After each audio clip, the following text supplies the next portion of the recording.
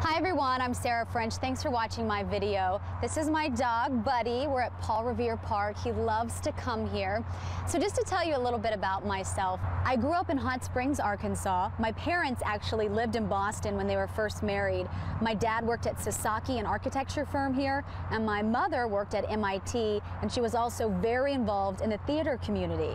I graduated from the University of Missouri School of Journalism. I was also Miss Missouri, and through the Miss America organization, I won scholarship money that helped me pay for school. I always knew I wanted to go into journalism. I believe every person has a story to tell, and we have something to learn from every person we meet.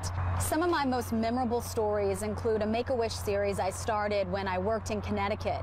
I was telling their stories, but really, these children taught me so much.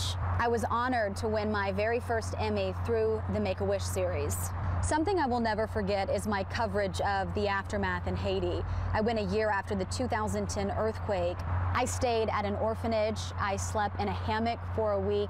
It was truly a life-changing experience, and I'll never forget the last night I was there, we had a huge dinner for all these kids in Port-au-Prince, and the doctor I was with looked at me and said, "Isn't it amazing what $300 can do?"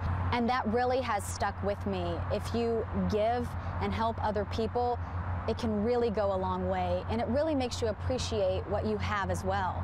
I also love to travel. I covered the 2008 Olympic Games in Beijing, China.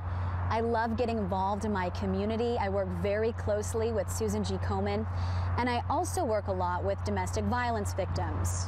In June of 2009, one of my dear friends was killed. She was the victim of domestic violence, killed by her husband. I had to anchor the morning newscast that day, and it completely changed my life forever. It completely changed the way I cover stories and interview people and read the news, because I've been there. And I know now that every person we cover, every name we read in the news is someone's mom, brother, sister, or best friend.